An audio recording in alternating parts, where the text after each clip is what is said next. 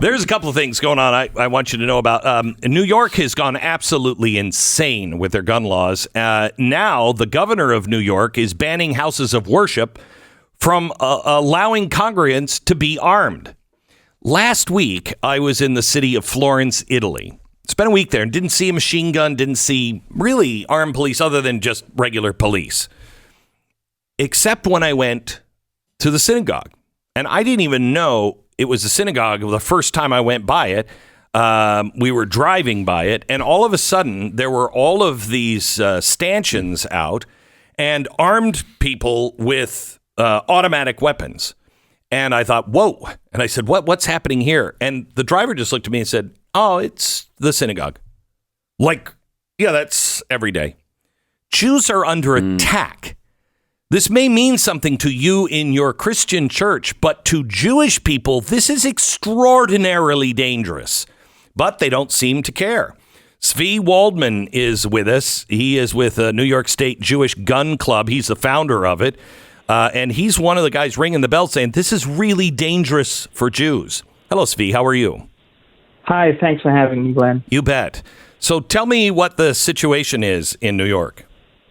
So basically, right now, if you are a law-abiding citizen that went through the proper procedures in New York State to obtain a pistol permit, you are not allowed to carry it in your shul. You're actually a felon.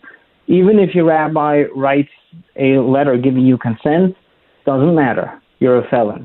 So we're basically sitting ducks. Yeah, but Tzvi, you can hire a former policeman or a policeman. I mean, why don't you just hire somebody?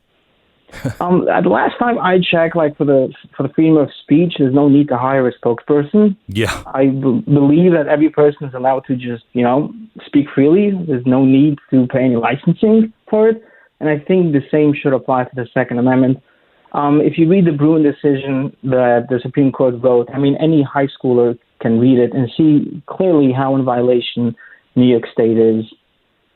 So what are you going to do as a Jewish community? Hiring smart lawyers.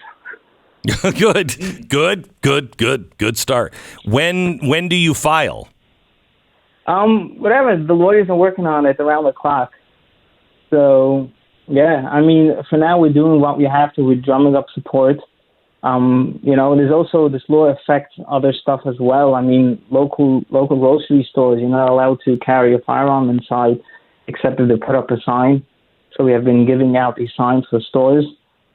And you have to start thinking, people are realizing how ridiculous it is, and especially if you see the woke prosecutors pushing their ideology and with the bail reform laws that they passed, and gun crime was running rampant, and people are starting to think, do the politicians in Albany really care about us, or they care about their political ideology? Yeah. And I think government needs to take a really hard look and realize that they're here to represent their people, not their philosophy. And the more they're doing it, the more divisive it's becoming, and the more dangerous it can potentially be. I don't know how you would feel about this, but if this were my community, and I'm right down the street from Colleyville, where we had an incident at a synagogue just recently, and I know the churches immediately reached out to help. But I think Christians, you should volunteer to be meat shields. Quite honestly, you don't have to bring a gun. Just be a meat shield. And I'd love to see churches organized to walk with people and stand in front of. They'd have to come through you first. Can we please learn our lesson? And can we, at the beginning of this, stand and be visible standing for our Jewish friends? Please, let's not repeat the mistakes of the past. And if you think the past is just the past, you don't know the history of the Holocausts that have happened through history over and over, and it begins this way. Tzvi, yeah, I think 100% right. It's not only I have a wool or two. There are plenty of people that come from countries that were oppressed, and they're coming here for their freedom. I mean, most of our ancestors, when they came to the United States, they came for a greener pasture, and they came to escape some type of, tyranny. And the more I talk to people going out there from other communities, the more I see the sentiment is the same. It's just in New York State, people are scared to talk out. People don't want to be judged. Just people want to be let go and live their life and get along with the neighbors. But the more I talk to people, the more I see how many people are concerned about this from all the different communities around it. And I think for the Second Amendment, and especially for the Constitution, it's something that we need to stand together hand in hand, no matter where you're from and, which denomination you're from. It's something that can affect us. And as long as we have it, we'll be able to practice our, religious ever freely in this great country. Because it's one of the only countries that guarantees it. It's in the Constitution, the Second Amendment.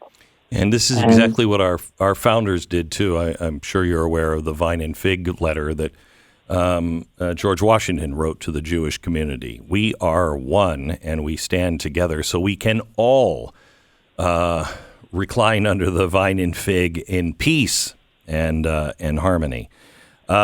It's a weird thing, Tzvi, to watch people where they know what is right, but they are paralyzed by fear. And I really think that comes from a lack of faith, true faith in God. It definitely, 100%. But there's a different aspect that people have to understand. When I talk to people, I try to explain to them that this country, as a people call it a great experiment. And if you look through the history, there's been times where America has looked dark like this. Mm-hmm. But at the end of the day, we prevail and we pull through. But we only pull through if people voice their opinions and make sure our politicians hear our voices. So people shouldn't get paralyzed. And people have to understand it's okay to talk out. And the different thing, people think that you need to do big things in order to change. Mm-hmm. If you fix yourself, you'll fix your children, your family, and automatically you'll have an influence on them. Then the influence goes from in and out. There's a great story I just heard from a friend of mine. There was a scientist. He was working on great projects. He wanted to fix the world. Was constantly tweaking things in his garage and trying to come up with solutions for energy, for this and for that. He had a little son who was so proud of his dad. He wanted to help him.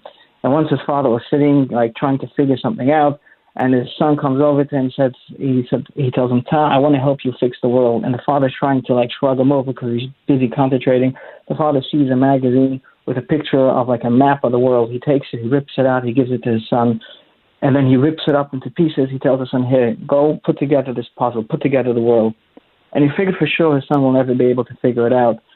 And to his behold, 20 minutes later, his son comes running in, everything scotch taped together, the map of the world. He said, "Ta, I fixed the world."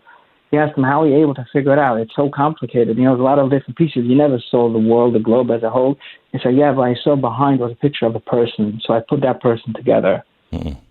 So people have to understand that if you work on yourself to really understand freedom and to appreciate it, then automatically you'll have an influence on your family and the people around you and your neighbors. This is exactly how I started. I started with going to the range, taking down phone numbers of other people in my community that are shooting, and it just evolved into a club.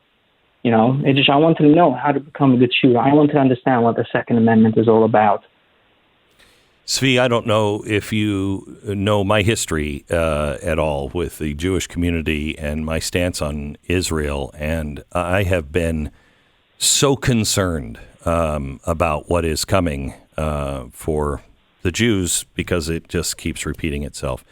But I want you to know that my audience has been prepared for these times, and we stand with you. I can speak for myself. Thanks. I stand with you, and I will be a meat shield for you if need be.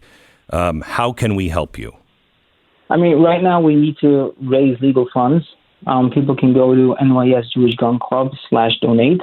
And if you are a leader of faith in the Lower Hudson Valley, please reach out to me. Lawsuit at NYS Jewish Gun Club. I'm meeting with pastors and other people from the community, and we need more people to get involved in this. The Second Amendment is too big for me to stand there alone. It needs to be effort with everybody.